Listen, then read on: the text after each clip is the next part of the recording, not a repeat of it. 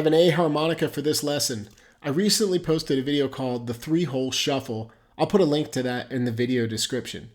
And you could check that video out first if you haven't seen it, and then come back to this video. But if you've seen it, you know what I'm talking about. The 3-Hole Shuffle was both a musical idea that you can use and move around when you're playing, but it's really also an exercise. So what is this 3-hole shuffle? Sounds like this. Basically, we're working on just holes 1, 2, and 3.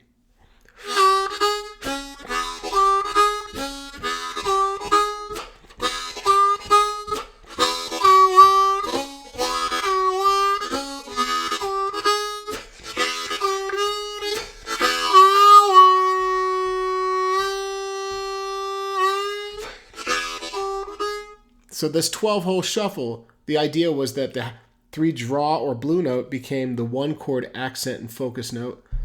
For the 4 chord, I used the half step bend on 3 draw. And for the 5 chord, I used the full step bend. And those notes outline 12 bars. Even if you just took those notes in isolation, you can hear these chord changes and get it to sound musical. So I had somebody comment on a YouTube video with a good comment and really a question, which is, how do you grow that? What do you do when you want to play notes outside of that, but also still use this template, as I'm going to refer to it as? Well, let's talk about it. I'm going to give you an example. I'm going to play it for you, and then I'm going to break down what's going on and what I'm doing. So here we go. If you like this video, now would be a great time to give me that thumbs up. I really do appreciate it when you guys give me that. All right, here we go. I'm going to start it off. I'm going to play this shuffle, but you're going to hear me leave it and then go outside of the holes 1 through 3. Let's see what it sounds like.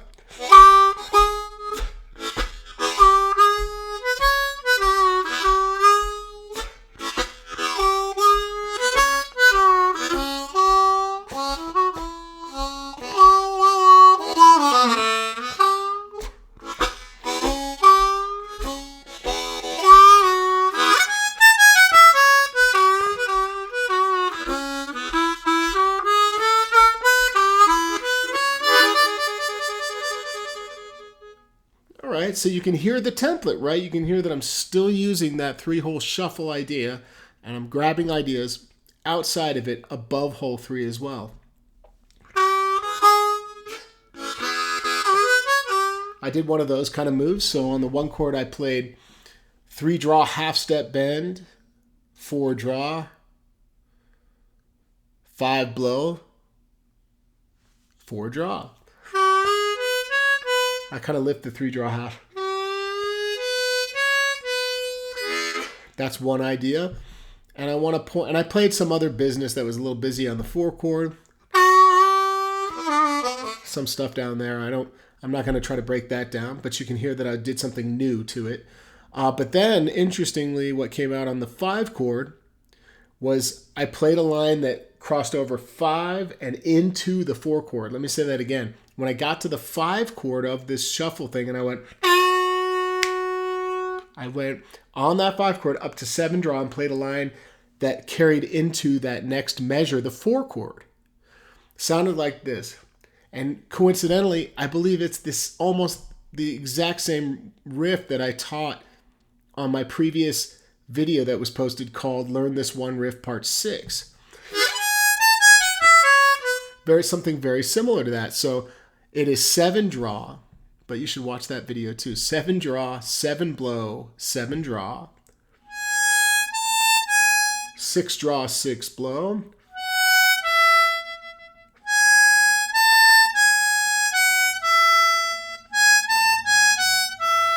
5 blow, 4 draw,